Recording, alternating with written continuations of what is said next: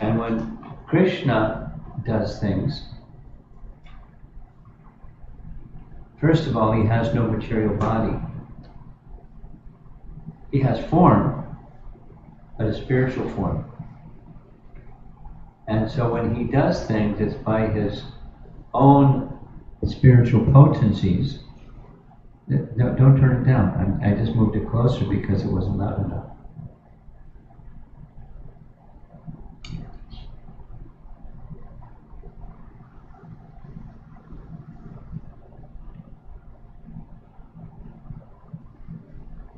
Krishna has spiritual form, but there's no difference between Krishna's outside and Krishna's inside. For us, there's a difference. You have a t-shirt on. And then inside the t-shirt is your body. And inside the body is the soul. Bhagavad Gita teaches this. The body is like the garment. And after some time, you change your clothes and put on some other garments. And when you change garments, you don't change identity, you just change garments. Tomorrow you wear a different t-shirt, probably. And then next day, another one like that. So, there's a difference between the outside, the body, and the soul that's inside that doesn't change for us. But for Krishna, there's no material body. And so when he does things through the agency of his own potency, his own spiritual potency. We borrow energy from the source of all energy to do what we do. Proof is that source of all energy can withdraw the energy, and then we can't even walk across the room. Or we can't blink our eye, or we can't breathe. Coronavirus, respiratory problems, can't breathe. There's a story that's been going around. A man that's 90 years old in Italy contracted coronavirus. They took him to the hospital. He was on a respirator, and he survived. And when his time in the hospital was over, the doctors congratulated him that he had survived. And then they handed him a respirator bill. And he started to cry. And the doctors said, "Don't cry, it's only money. And you make your best effort to pay the bill." He said, "I'm not crying because the bill is too high. I can pay the bill. But because of the respirator, I'm now alive and I can breathe. Well, what about I'm indebted to God for so many 90 years when I've been just breathing without paying any bill for breathing, for the capacity to breathe. I'm crying because I've been taking my life air, breath of air, for granted. Though God has been supplying it, just like you supplied me the respirator.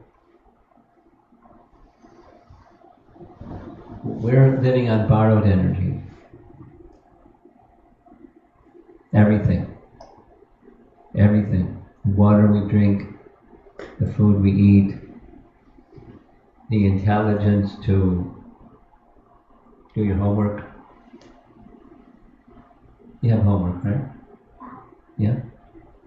Or the work in the office, or whatever it is that we do. We require. We're dependent. And Krishna is independent, so he has no karma, even though he does things. And so he does things through his own potencies, and his potencies are whatever he wants. That's what his potencies do, because they're serving him.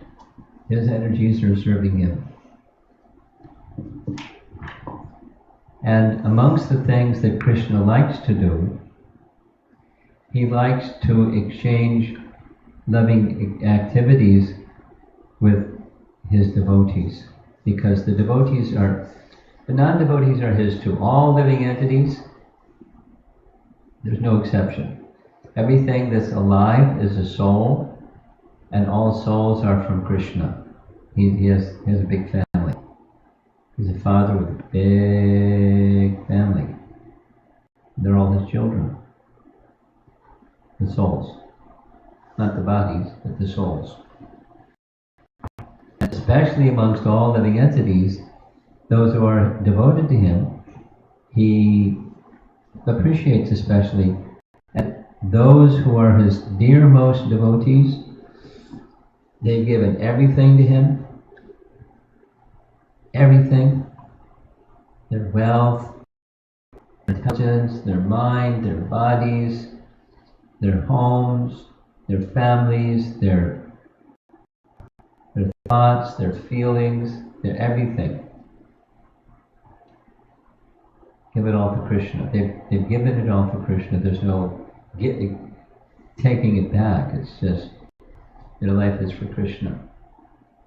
So that through love, they're controlled by Krishna. And Krishna, because of their intense love for him, he's controlled by their love for him, which is a little strange, but not really.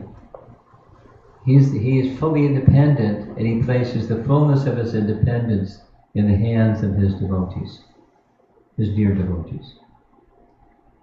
It's love. That's what happens when there's love from both sides, not only one side.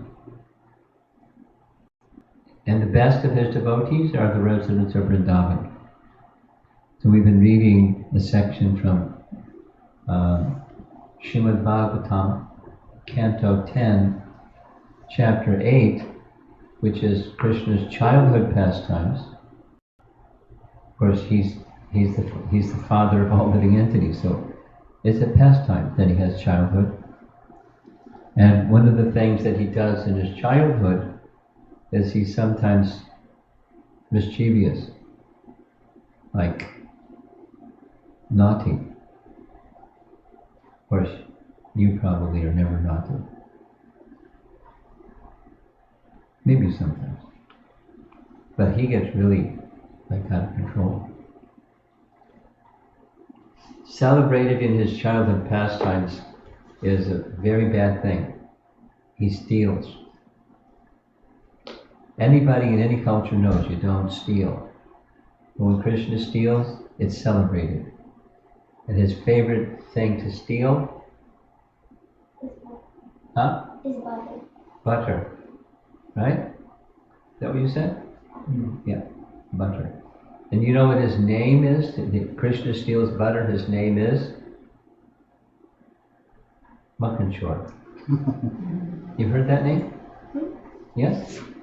Makhanchor? Chor indicates stealing. And makhan is the butter, or yogurt, or milk, dairy products. We heard the earlier section where he's just a little boy. I mean, around 3 years old. Think of somebody you know that's 3 years old, really small. He went beyond toddling or crawling to just starting to walk. And once he started to walk, look out, because he went all over the place with Balaram. And one of the places he went was the storerooms of the gopis. And sometimes he would just go right to their houses. And if there was somebody in the house, he'd go to the barn and let the calves loose, because before milking time, because when the calves are loose, they go right to the mother cow and they take all the milk and there's nothing left. So the household people will get alarmed and they leave their chores and go take care of the calves. Then Krishna would go in the house and steal butter and yogurt. And he would eat and eat and eat and eat, and he was full. He'd then feed the monkeys till they were full. They couldn't eat any more. Then he'd break the pot and leave. But if there was nothing there to steal, he'd go in the back room and pinch the babies, and they would start to cry, and then he'd run. It was bad. He was really naughty. So when they catch him, sometimes they caught him stealing like that, he just smiled. And his smile was so sweet, their heart melted. They couldn't say anything. Sometimes the man of the house would come, and he would shout, "You thief!" And Krishna would talk back. He'd say, "I'm not the thief, you are the thief," and keep eating makhan, the butter and the yogurt. And on and on and on. It's this long description of what he would do. So then the ladies that were Mother Jasoda's age, they would go to Mother Jasoda's home and complain. But it wasn't like the normal kind of things that neighbor people complain about. Your neighbor, you turn your radio up too loud, or whatever it is that they complain about when they visit their neighbor. They said all the bad things at Krishna, and Krishna was right there in the room. And he was trembling. Tears were coming from his eyes because he was thinking, Mother Jasoda might reprimand me. He's the personality of Godhead. Who can reprimand him, and why is he trembling with his eyes moving back and forth, hearing the ladies speak, looking fearful? And they saw him looking like that, and their hearts melted. Mother Jasoda smiled and said, "Why do you do these things?" And she embraced him. So our acharyas say what Krishna wanted was the affection, the loving affection of his mother admonishing him, warning him, scolding him. But she didn't. She was so affectionate. She didn't. So Krishna figured out a way to get her to scold him. And you know what he did? No? If you wanted your mother to scold you, what would you do? Well, you can learn from Krishna, at least what Krishna did. He ate dirt. Wow. And then Balaram and his playmates, these are 3-year-old boys, they told Mother Jasoda, "He's eating dirt." Mother Jasoda said, "This morning I have so many sweetmeats in the house. You ate so many sweetmeats. So why do you go to some remote place where no one's looking and eat dirt? Please explain." You know what Krishna said? "They're liars. I didn't eat dirt." She said, they're not enemies, they're your friends. They're not trying to get you in trouble. And there's your elder brother, Balarama, which has got to be true. And Krishna said, "If you think it's true, you look inside my mouth." You know the pastime now? Yes? And when Krishna opened his mouth, the whole universe. You know how big a universe is? It's really big. And how can that fit inside the mouth of a 3-year-old boy?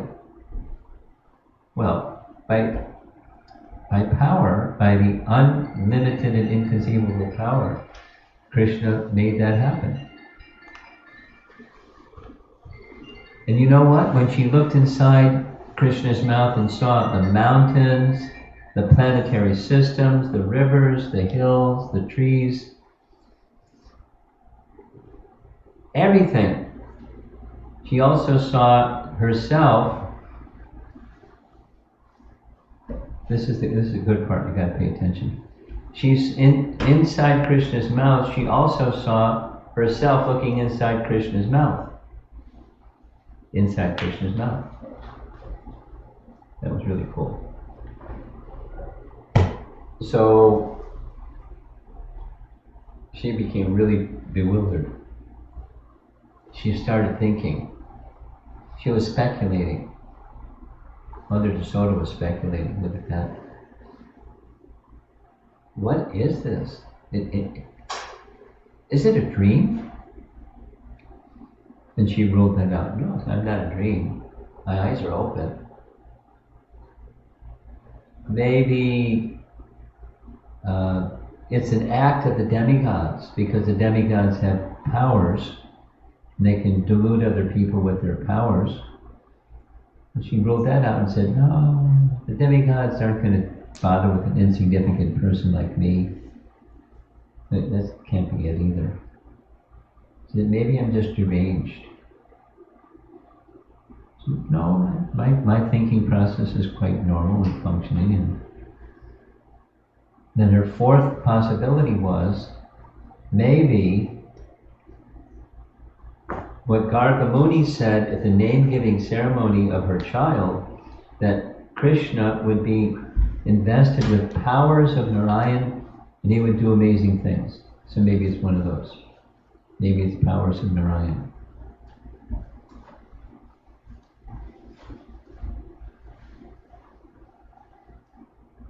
And then she offered prayers to Narayan. There's three segments of her prayers where she's citing the specific position of Narayan with relation to the universe. He's the cause of the universe, he's the maintainer of the universe. He's the omnipotent Supreme Lord. Please protect my son. Because she's mother. That's how mothers think. Please protect my son. And then there's another verse that we'll begin reading, because the next verse comes after this one. She starts to go into this mood of detachment. In material consciousness, we think in terms of the body as the self, and things in relation to the body as mind, our possessions. So she goes into this spike of spirituality where she says, actually, he's not my son, my husband's not my husband, and the people of the cowherd village, I'm not their queen, and I just want to take shelter of the lotus feet of the personality of Godhead. She goes into this really momentary, like some people do in the material world, they have this high spiritual experience and then they want to renounce their worldly possessions. And then it comes back down to, well, I'm attached to my worldly possessions. But she's not attached to her worldly possessions. She's attached to one thing, Krishna. So that's where we're picking up right now, where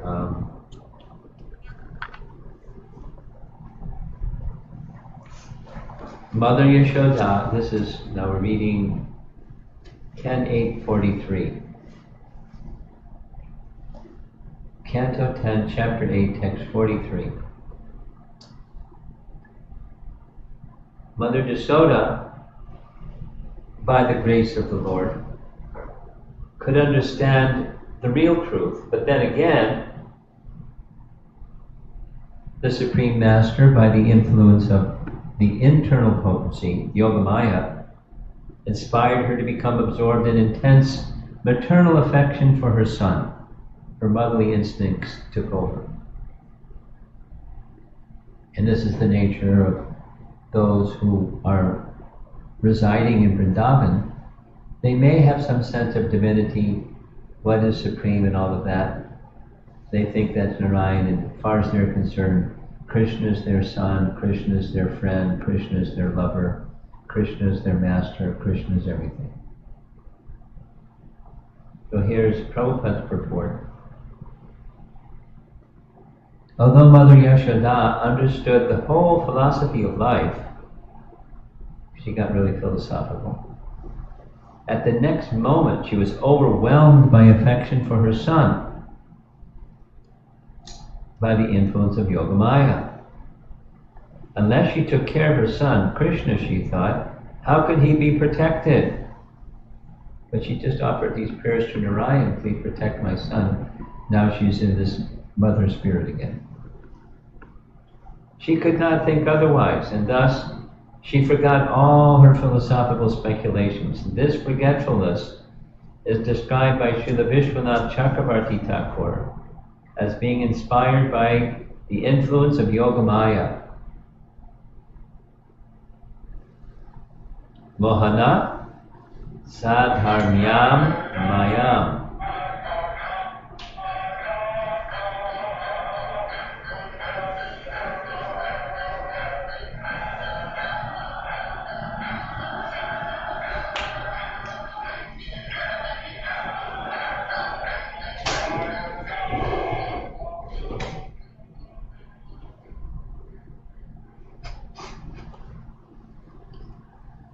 Materialistic persons are captivated by Mahamaya, whereas devotees, by the arrangement of the spiritual energy, are captivated by Yogamaya.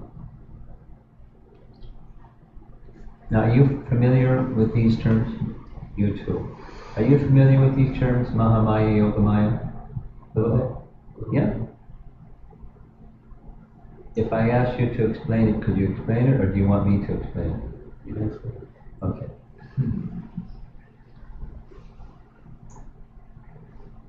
Really simple explanation. Prabhupada gives the example of electricity.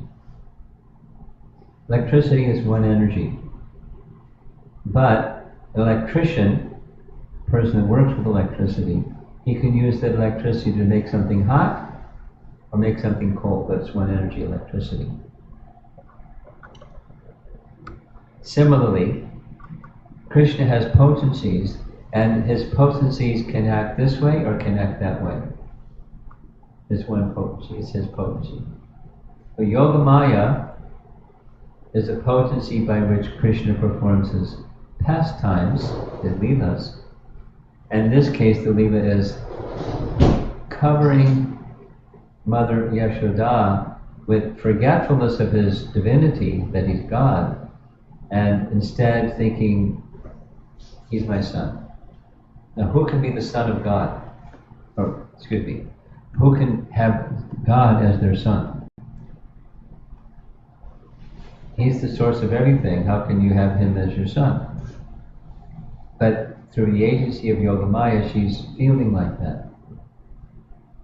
And Mahamaya covers us, so we don't know who God is at all.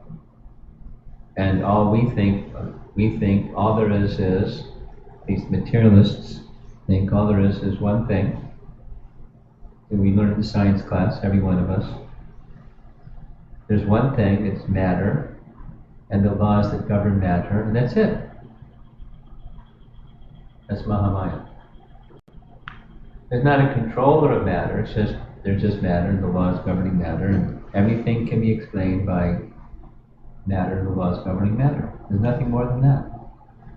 That's mechanistic science. So we all get trained up. You have to go to school, you have to learn it. That's Mahamaya. It dilutes, it covers the living entity from understanding what's behind everything. Yogamaya covered Mother Yasoda from understanding what's behind everything. But it's out of love, and its effect is an effect of sweetness, of loving exchange. So that's,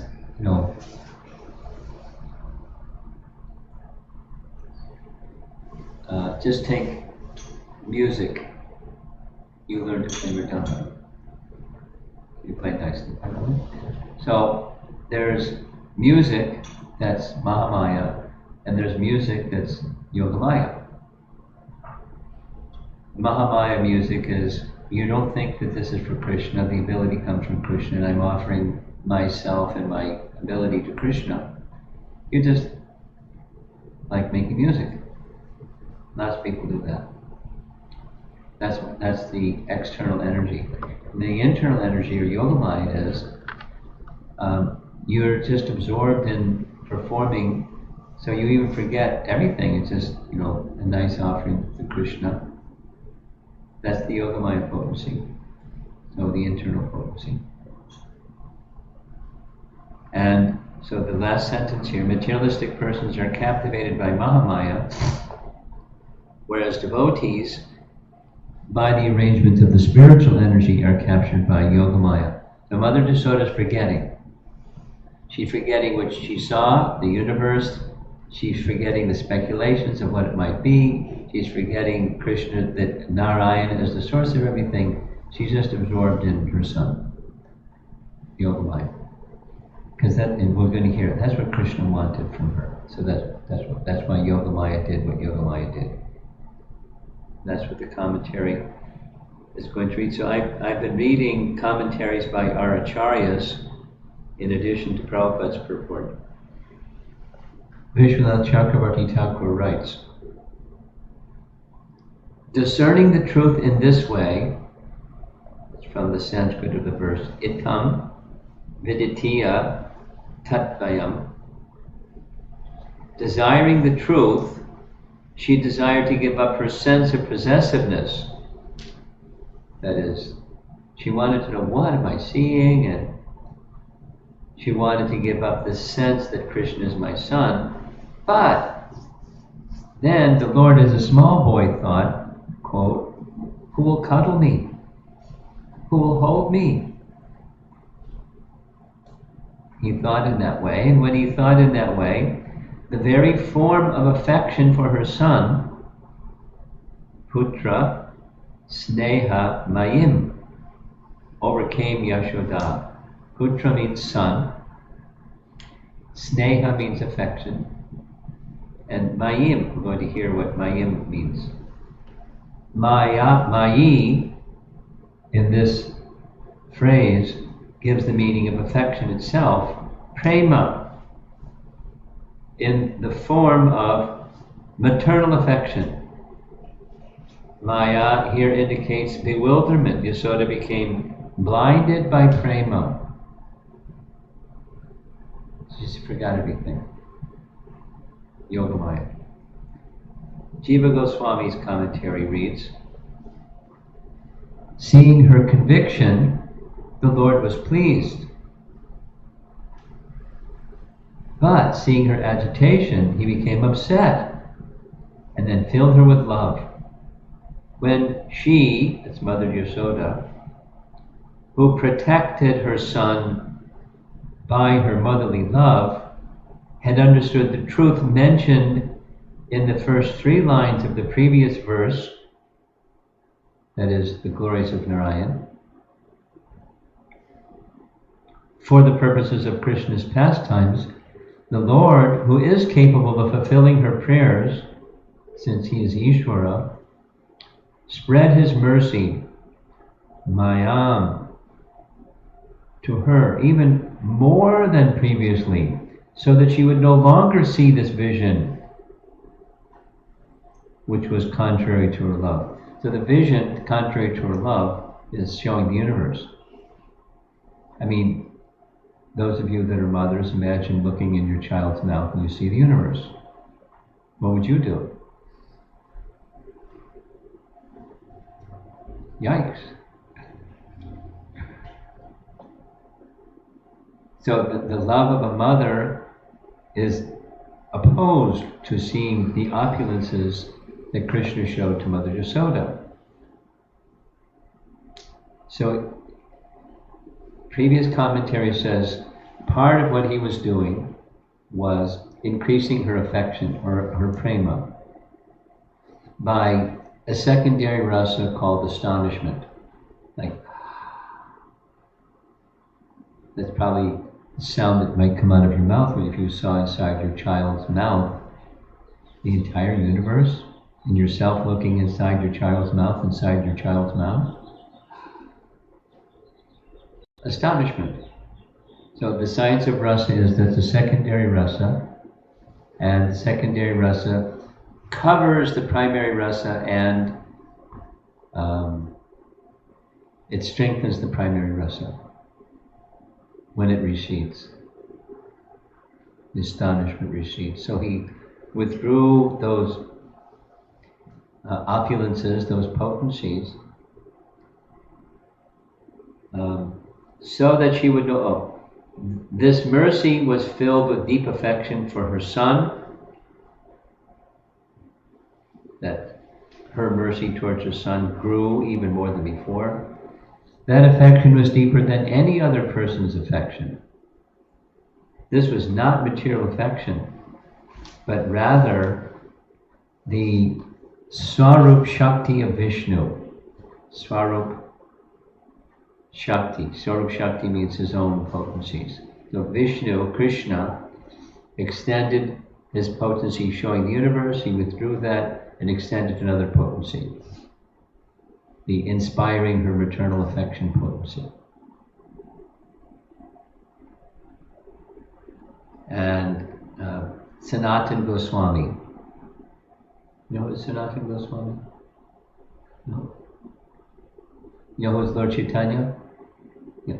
So Lord Chaitanya had many associates, and chief amongst those many associates were the 6 Goswamis of Vrindavan. Most of our altars in ISKCON, even probably in your home, there's most likely a picture of the 6 Goswamis in Vrindavan with Govardhan Hill in the background. They were living as mendicants in Vrindavan. So one of those, the chief of those 6 was Sanatan Goswami. So here's his commentary. Krishna did as she desired. Shukadev, that's one who's narrating, calls her Gopi Kayam, the wife of a cowherd, out of prema.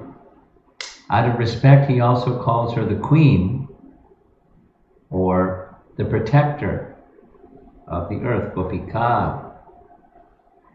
She was also the protector of the happiness of Krishna's various pastimes. By her nature of being a cowherd, she was endowed with the power to spread great affection. What does her name mean? Does anybody here know her name? Yashoda. Yasha means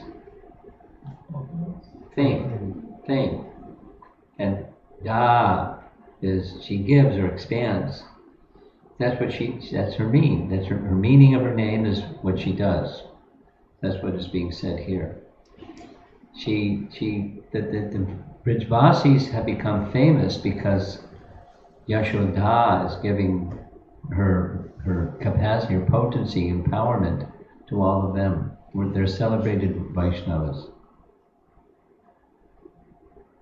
In this way, Krishna spread his Maya, his mercy, which followed his desire in a special way. Since this Maya was related to Vishnu, it could enter everywhere immediately. Like, boom. Or it could create a relationship with him. It was not inferior, but eternity, knowledge, and bliss in his potency form, Shakti. Not only did this Maya create a relationship, but produced special bhakti. It was filled with affection of thinking of Krishna as her son, Putra Sneha Mayim. Quote, even if one knows the truth, such bhakti is hard to attain, but Krishna is able to do anything. So he expanded that capacity to Mother Jasoda, so she felt what she felt. The bhakti of Mother Jasoda is not temporary, as is knowledge of the truth. We can know something 1 minute and forget it the next minute. It happens. But love on the platform of Mother Jasoda doesn't come and go. It's always there. Krishna is all-pervading, Vibhu. And his Shakti or potency is also all-pervading. Thus the affection is continuous. And thus it's said, he spread this Maya. He covered Mother Jasoda in this Yoga Maya mood. And thus knowledge of the truth produced by seeing the universal form, which obstructs bhakti, did not occur in her again. And one more little reference. This is a commentary from Canto 10, Chapter 3. This is after Krishna's birth. So it's discussing what the elders were discussing. Being husband and wife, but always sonless. You were always attracted to one another, for by the influence of Deva Maya, or due to transcendental love, you wanted to have me as your son. Therefore, you never desired to be liberated from this material world. This is, Chapter 2 is the prayers of the demigods. Then Krishna appears and Vasudeva and Devaki offer prayers, and then Krishna responds. So this is Krishna's response, saying to them, you have no material desire, but you wanted me as your son, and so I became your son. You never wanted to become liberated from the material world. And this is Vishwanath Chakravarti Thakur's commentary on that verse. It makes reference to what we just read, chapter 8, text 43.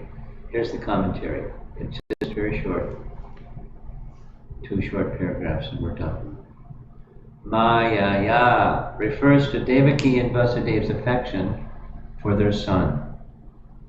In this verse today, text 43, it says, quote, by the influence of his internal potency, Yogamaya, Krishna inspired Mother Yashoda to become absorbed in intense maternal affection for her son. And the same thing applies to Vasudeva and Devaki. Even before Krishna was their son, they had the affection of parents towards God, or towards the Supreme. So Krishna appeared because of their affection. And Krishna similarly reciprocated with Mother Yashoda because of her very specific vatsalya, parental affection. Mohitao means that Devaki and Vasudeva were overcome with bliss, quote, being childless and detached from material enjoyment, but overcome with bliss by parental affection, you did not pray for liberation.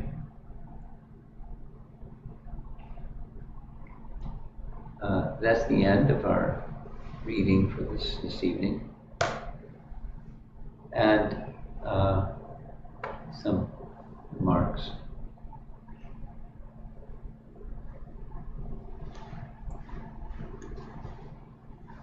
About 3 weeks ago, I was asked, can you describe the kingdom of God? Not like, can you describe heaven? Because in many religious teachings of the world, there's a nice idea of heaven. And you're good, you go to the good place. You're bad, you go to the bad place. And we're in between the good place and the bad place. There's all religions of the world, even in Buddhism. I'm a little familiar with that from visiting in China. And although Buddha doesn't teach nirvana, he doesn't teach about heaven, it's part of the culture of Buddhism now. Just 2 sharings about China stories. There are many brands of Buddhism, and the one that's most prevalent in mainland China today,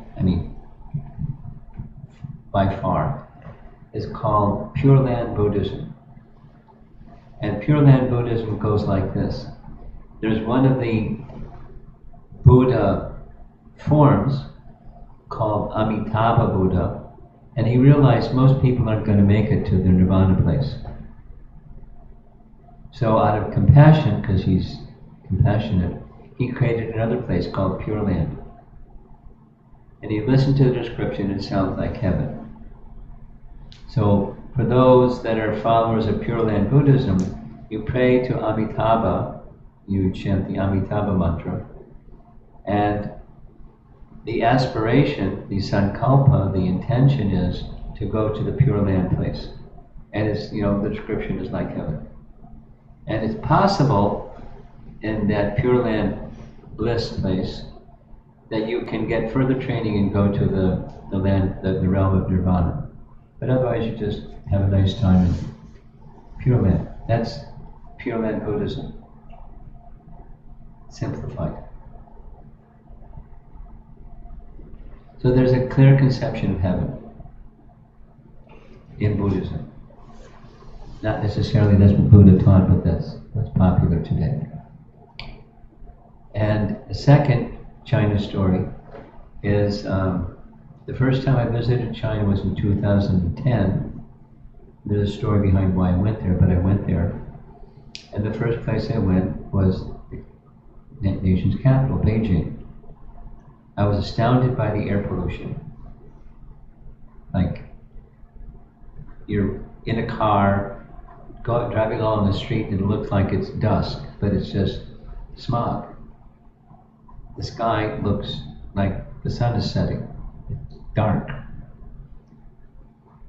Very dangerous. So then another is, they wanted the person who was the main host was really enthusiastic to take me to see some tourist places.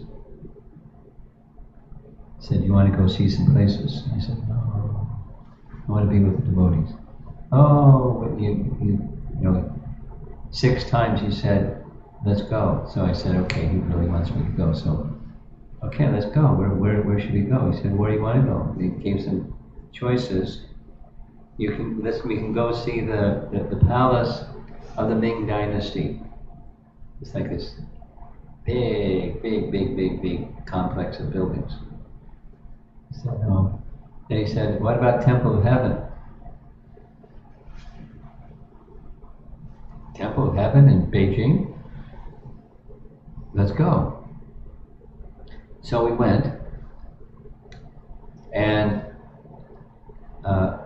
I spent many years, I didn't grow up in New York City, but I spent many years in New York City. I'm used to seeing a lot of people. I was overwhelmed with the number of people I saw. It was a Tuesday afternoon, maybe 2:30 in the afternoon, but there's more people than during rush hour in New York City, heading for the subways. It's just like, you have to pay to get in. This big park is the biggest Central Park, and there's a zillion people. What to speak of what it's like on a weekend or a holiday. It's just like, anyway. And there's 3 mounds. We go through, long walks, and so one of the places, the first of the mounds, and this is common, you see pictures of it at the Temple of Heaven. It's this structure, and there's 2 other buildings there in this plateau little area. But over here, the main, you have to stand in line to go see the Temple of Heaven, and it's worship of Indra with various devas, kind of like in a semicircle. But he's up, and then there's the worship of the sun god, worship of the moon god, worship of the fire god, worship of this god and that god. It's demigod worship in Beijing. And it's the Temple of Heaven. I was very surprised. There's other things, but what I'm sharing here is the concept of heaven is common in all cultures. But there's very little distinction between heaven and the kingdom of God, although the 2 terms are used. They're used as if there's one thing, heaven and the kingdom of God. The Vedic literature makes it clear they're not the same. Heaven is created and destroyed. It's within the shell of the universe. It's part of the universal form, and it's after some time it's withdrawn. But the kingdom of God isn't created or withdrawn. And that was, startling understanding. So, what's it like? When I was your age, I asked Mom and Dad, what's it like? Like, what's the travel advertisement for heaven? When you get there, what do you do? What does it look like? No answer. Without details. The priest didn't know, Mom and Dad didn't know, nobody knew, so I stopped asking. At least as a small boy. But what to speak of the kingdom of God. So what's the kingdom of God like? And we've been reading verses over and over. Mother Yasoda saw the material world, the universe, within her son, but it was done by his potencies. She didn't understand that he's the potent behind the potencies. But in the morning we're reading that the residents of Vrindavan, after Varuna, heard the name Varuna? The god of the ocean or sea, Varuna? No, it doesn't ring the bell. Okay. There's a pastime. Here's quickly. The pastime was Nanda Maharaj, like the residents of Vrindavan do, they observed Ekadasi, and then the next day is the Dwadasi, and you're supposed to break Ekadasi, and you have to do it at a certain time. So he was preparing to break Ekadasi by first taking a bath in the river Jamuna. There were others that were with him, and one of the agents of Varuna, the god of the sea, thought he was taking his bath at the wrong time, so he apprehended him, arrested him, and took him to the abode of Varuna. And Nanda's the king of the cowherds, and he didn't come out of the water, so the cowherds started getting really concerned. They made a lot of noise. Oh, Nanda Maharaj! And Krishna heard the noise. So Krishna came at once, and they told him what happened. So Krishna Varuna to find Nanda Maharaj, because he's omniscient, he knew what happened. And when he got there, Nanda Maharaj was on a throne because Varuna recognized this is Nanda Maharaj. So he worshipped him. And when Krishna came, he stopped everything. This opulent, heavenly realm. Nanda was awed by the opulence because he's used to village life. And there's this opulent, heavenly palace, place. And Varuna stopped everything and worshipped Krishna. And Nanda saw the whole deal, like the opulence of Varuna and this powerful, opulent demigod worshipping his son. Whoa! So Varuna handed Nanda, please take care of him. Krishna and Nanda returned. It's still the Dwadasi morning, they broke their Ekadasi fast properly, and then the elders got together scratching their heads, saying, who is this boy? We saw him lift Govardhan Hill, and now look at this one. So, who is he? And then they started thinking, if he's God, will he take us to his abode, to his eternal kingdom? We'd like to see that place. They were just thinking like that. Krishna knew they were thinking like that, so Krishna showed them that place. That was pretty astonishing. They went to the place. We're discussing this in the morning class. It's called Brahma Radha. Radha means lake. Same place where Akrura went when Akrura was taking Krishna and Balaram to Mathura to meet Kamsa. They stopped the chariot, got off the chariot. Krura went in the river and saw what he saw. He saw the spiritual world. So they went to the same place, and it's described, Krishna immersed them in the river Jamuna. He lifted them out of the river Jamuna, and then they saw Goloka, the spiritual world. They saw this and that, everything. They saw its opulence. They saw themselves. They saw Krishna being worshipped by the personified Vedas in Gokula, in Goloka.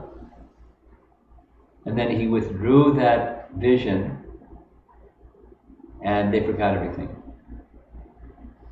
Yogamaya. As Mother Jasoda forgot everything. Yogamaya. Got covered over, and that was it. They saw the spiritual world, and they saw that that's where they were going. Because their question was, we're wandering through higher species, lower species due to karma and our actions in this world. And are we going to be going to that place?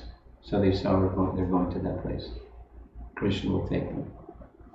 And then he closed the curtain and they forgot everything. So these are his potencies that sound kind of like, well, that's kind of fanciful or maybe mystical. But it's everyday affairs for these residents of Vrindavan because they're in association with the all-powerful Supreme Person. And their predominating mood is not majesty. Gosh, just see how powerful he is. Their primary mood is affection, the sweetness. That's Vrindavan. And it's so strong, it eclipses the other idea, he's God.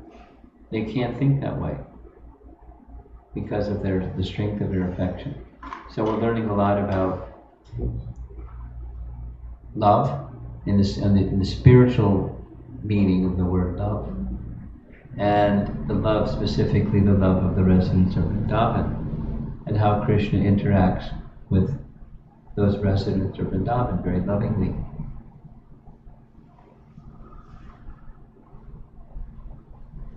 So that's our topic, to be continued tomorrow. Let's see if there's any discussion. Now, when I be coming here to Phoenix, there's a lot of people that aren't attending the class because of the time zone difference. When I was giving class in the central time zone, there were like 55 people attending class. How many people here? Can you see the number? Yes. So I'm relying mostly on those of you that are attending physically because the online participation isn't with it. 30. Huh? 30. 13. No, 30. 30. Okay. So, any discussion here to give the online people the chance to send their questions in? Anyone have some thoughts or doubts or complaints? The Bhagavad Gita says, Nam Prakasha Sarvasya Yogamaya Samapta. I Yes. do not manifest everybody. I am covered with Yogamaya. Yeah. Is that the Mahamaya is covering the... I understand your question. Because it wasn't broadcast, I'll say the question back, but you get this little thing to work between now and then. Does it work now? It's not working.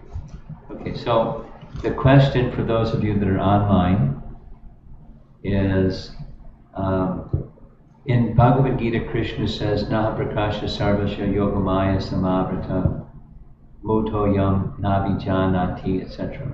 So Krishna says, the mudhas, the foolish people, they don't understand me because they're covered, they're deluded by my yogamaya. So the question is that the same yogamaya that covered Mother Yashoda, etc.? The answer is I pondered on that question as a brahmachari for like years. I couldn't understand it because materialists, they're not entitled to Yogamaya. They're covered with Mahamaya. So why is Krishna using this word Yogamaya? And the answer is this.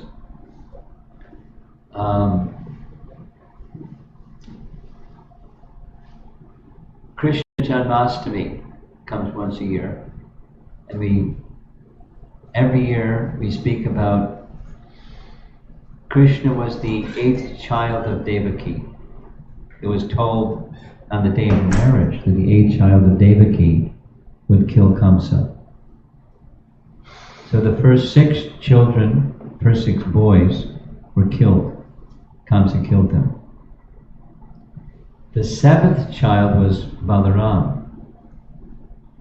Devaki had within her womb Balaram as her son. And so what Krishna did, because Krishna wasn't born yet, Krishna called his Yogamaya potency. She was immediately, yes, some service, tell me. And he gave her 3 services. 1, transfer Balaram from the womb of Devaki to the womb of Rohini. 2, you take birth in the womb of Yashoda, and then I'll take birth as the 8th child of Devaki. And 3, I'll arrange for my father Vasudeva to carry me and place me by the side of Yashoda, carry you back here to the prison house of Kamsa, and he'll think you're the 8th child. He'll try to kill you, but he won't be able to because you're my Yogamaya potency, so he can't kill you.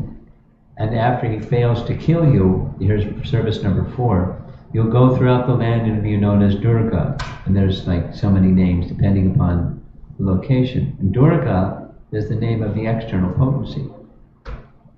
But he's speaking of the internal potency, to Yogamaya. Go back to this electricity example. Electricity can make things hot or make things cold, but it's one energy. So Yogamaya and Mahamaya, in one sense, it's one energy. But it acts this way or acts that way, depending upon one thing, how one regards Krishna. And if one has regard for Krishna in animosity, like Kamsa, then it's Mahamaya. And if one has regard for Krishna like Mother Yashoda, it's Yogamaya. So that verse in Bhagavad Gita is the Mahamaya side. But he uses the word Yogamaya because Mahamaya is just a shadow of Mahamaya is the shadow or reflection. That's what Mahamaya is. It's okay? So he uses the word Yogamaya in that verse in Bhagavad Gita, and by context it means the reflection of Yogamaya or Mahamaya, the one energy, making things cold instead of hot, but warm. Other questions? Comments? If not, we'll go to the online people. Anything online? Yes, Maharaj. Do we have the microphone? We have 2 questions. The charger is out. Okay. I'll repeat the question after you say it. We have 2 questions. One is, this is a follow-up from yesterday. What is Shakti Tattva and what is internal potency and what is the overlap? Srimati Radharani is Lord's internal potency and Mother Yashoda is Lord's Shakti Tattva. Is Mother Yashoda an expansion of Srimati Radharani in any way? I'm not sure what the question is, but it sounds like it's Radharani has a specific title as the internal potency. She's the pleasure potency portion of the internal potency, and is Mother Yashoda her expansion? That's the question. Essentially, yes? Yes, is Mother Yashoda... Language is different, but that's the question? Yes, Maharaj. Okay. So what is the internal potency? Distinct from the external potency.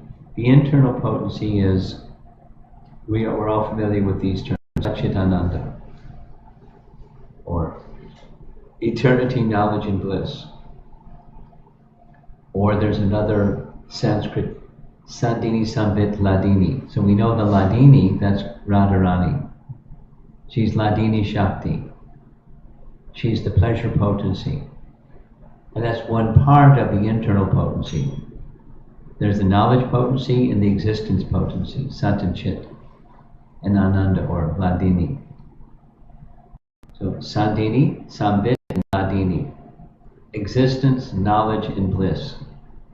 So that's the three divisions of the internal potency. Radharani is the bliss potency or Ladini potency portion of the internal potency. That's who Radharani is. The Ladini Shakti of the internal potency. And who is Mother Yashoda? Well,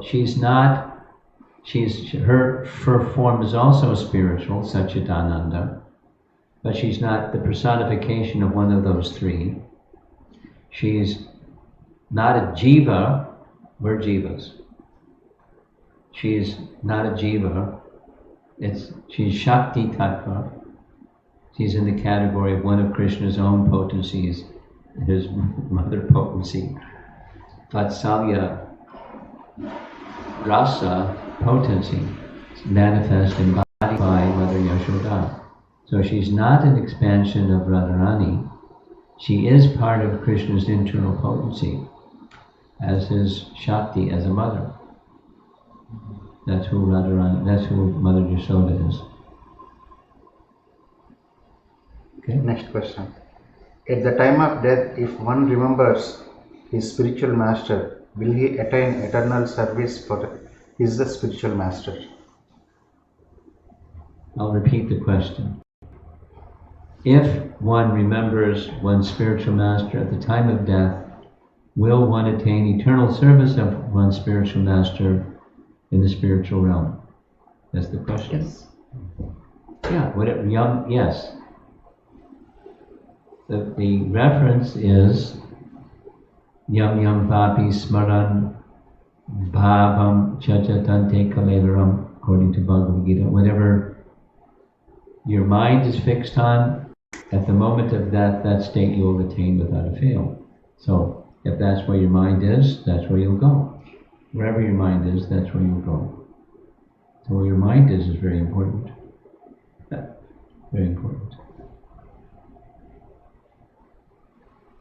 So what's important to you is where your mind will go. Especially at the time of death. That which is your shelter is where the mind will go. Like we have the classic story of Bharat Maharaj. At the time of his death, he thought of a deer. And so, that's where he went. He took the body of a deer. And he took the body of a deer because he had become attached to the deer, and what you're attached to, that's where your mind goes.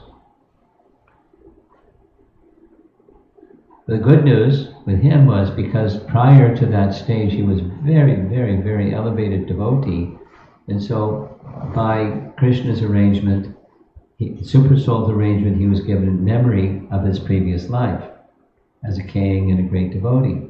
So even he was in the body of a deer, he remembered Bharat Maharaj, the devotee king, and he hung out with sages in the forest till he left his deer body, and now his mind is fixed on the personality of Godhead, and took birth in a Brahmin family and then lived a life as Jad Bharat and went back to Godhead.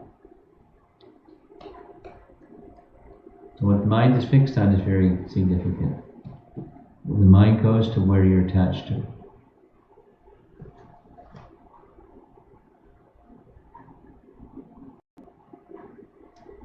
Anything in the room, because we're questioned out online?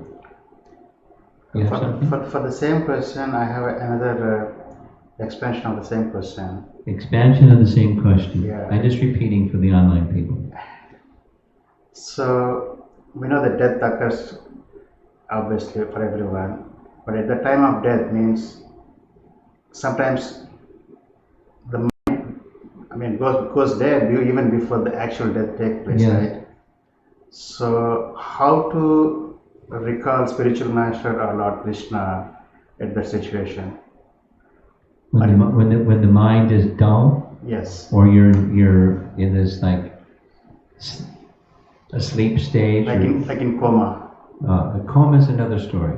In coma specific is the body is kaput. It's no longer functioning. But the destiny of the soul has not been decided by higher authorities, so it can be a long wait. And if it's decided, well, the destination isn't ready yet, so he'll come out of the coma, or he'll leave and go to the next destination. But the next destination is immediate.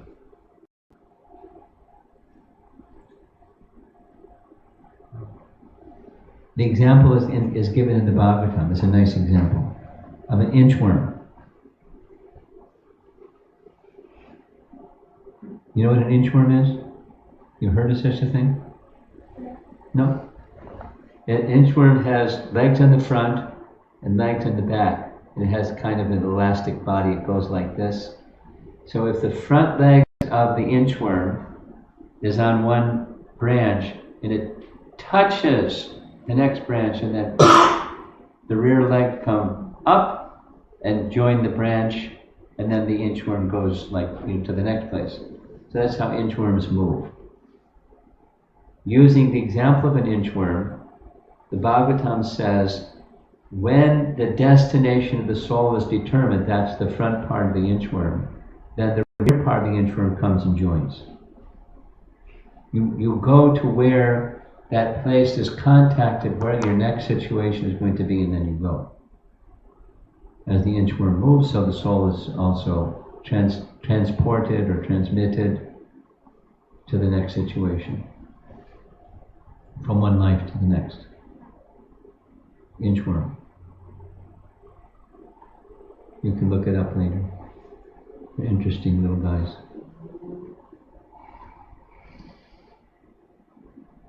Okay, we're done. You have something? Yes, so this is just a question like generally renunciation.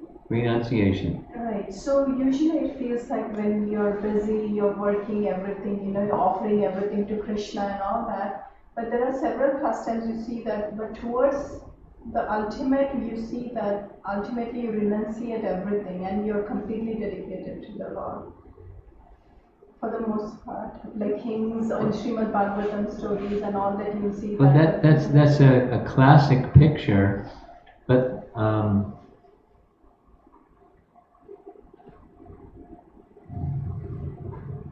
our Rupa Goswami's teaching is a little different. Rupa Goswami's teaching is complete renunciation is dedicating everything to the service of the Supreme. They're the source of everything. That's complete.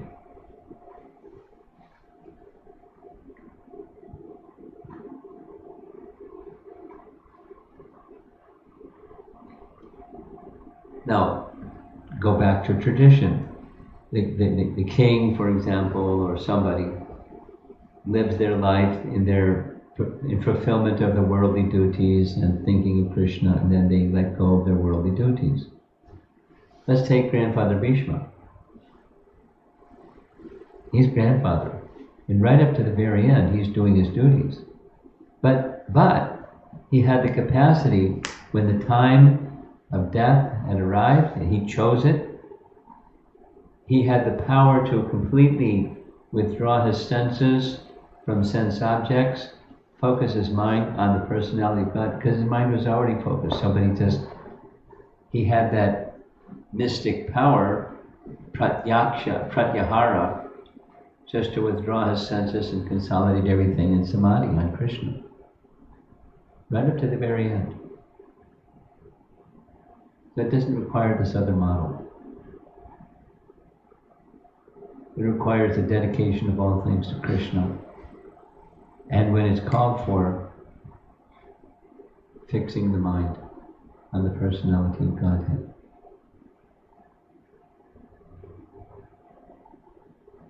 It takes a lifetime of practice to be able to do that.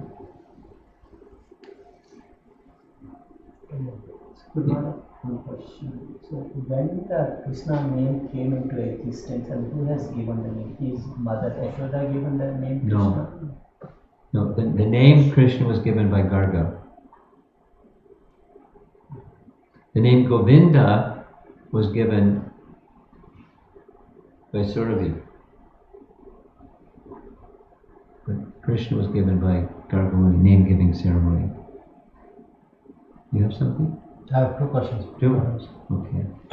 One question I always have is I still struggle with is how do we spiritualize the work, right? How to spiritualize work? Work life, because we spend like one part of the life, 24 hours, right? Maybe more than that on the That's work a big aspect. part of the 24. Yeah. So even though we spend 8 to 10 hours on the work, but how do we spiritualize? Meaning the work we do also may not be, maybe a sinful activity, one aspect, right? Because if I work for a company, the company may do the different stuff, right? It may not be. I'm aware. So in a way, how do we spiritualize? And we need to work for living, but but where is the balance? How much we need to work for living, and what kind of work we can do for living, being a devotee, and then how do we spiritualize and then come back to a spiritual aspect? That's one question. You have a second question? Second question is... No, let's just do the one. I just want to know if I can put two questions into one or what. This is my going on. first. The question you're asking is a seminar, but in simple terms, yad karoshi yad asnasi yad shahosi dadasi yad. You make your life a sacrifice to Krishna, and take specifically, there may be some unclean, impure parts of what the company that you're working for does, and that's what you have to offer to Krishna. Now, those kinds of decisions should be made at a much younger age than yours. That is, engage in something that doesn't have that impurity involved in it. But when you're in that situation, you have responsibilities. You can't neglect your responsibilities. You have to go forward. But you can consider, how can I get free from some of those contaminants directly participating in them? In career counseling for our younger devotees, children, or developing their career, consider something that doesn't have as much contamination, and you can give your whole heart to in offering to Krishna. Not only the activity, but the result of the activity. And there's not too many, because there's always some compromise, almost always.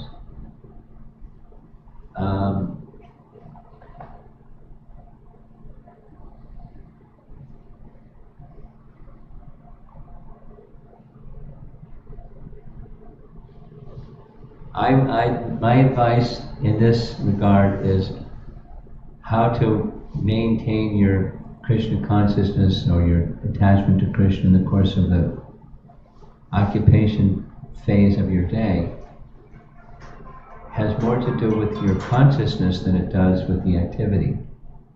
The consciousness behind the activity is, for example, you're Krishna's part and parcel, and you know that, and you're in this atmosphere where most people don't know that. So you're carrying that consciousness, and you want to pass on that consciousness. So you can pass it on by carrying bhakti in your heart, by your desiring for Krishna to give you the opportunity to pass on that consciousness to others directly, but at least by your example. You can be a perambulatory Bhagavad Gita. You can profile the character and qualities and everything that Krishna speaks about in Bhagavad Gita. You can be an example. This is the life of a Krishna bhakti without giving a Bhagavad Gita class during work, in the workplace. And that's going to have an impact, a spiritual impact. Subliminal maybe, but spiritual impact. And then other things. By your carrying Krishna consciousness, you'll carry some character and some qualities that people will start to wonder, hey, what's with you? I mean, if you're truly a Krishna conscious personality. And then when people go through their calamities, then they'll come to you with, you're a spiritual person, I'm having this difficulty, and I want to share it with you. Just do you have any suggestions for me? It happens. So you're Krishna's representative in the workplace. You have a function on Krishna's behalf while you're there, aside from the activity and the fruits of your activity and maintaining your family and so forth. It's Krishna's maintaining you and maintaining your family, so you're just serving Krishna. And how can I be his representative while I'm here moving amongst these people? They may not become Hare Krishna devotees. They may. But they'll be spiritually influenced by your Krishna bhakti that you're carrying in your heart. The same thing for the kids in school. Have you two seen, there was a 2-3 page essay of, gosh, I forget her name, a girl that's now a graduate of Rutgers University, growing up in an Indian family and describing what it was like. No? I'll forward that to Hemadatri. It's a little, and then you can share it with the youth. What's it like to grow up in, a white American society when your culture and your skin color and your values are a little different, and how you go in between, being yourself and fitting in. And it's very well written. And because I've shared it with others, and it's already being circulated amongst many youth in our Hare Krishna movement, and they really relate with it, or relate to it. And I'm sure there's some kind of forum where people have commented and sharing their ideas and stuff. But it's the same principle applies for young people. How do you, be Krishna conscious in school or in your peer association? Because there's judgments and peer pressure and all kinds of things going on. And how do you be you? And how do you be, a bhakti influencer? You have to carry bhakti. You have to know what it is. You have to have. You don't have to show it or be a preacher in the office or in the classroom. Just carry the character and conduct of someone who's devoted to Krishna. So your food choices, that can be a topic that comes up in the workplace. Why you won't do bad things. It's just not, I don't do bad things. Anyway, so the main message is by character and conviction. You can be an instrument of Krishna in the workplace. And that way remember him. It's not easy. It takes some confidence and some maturity. Okay. Srila Prabhupada ki. Yeah.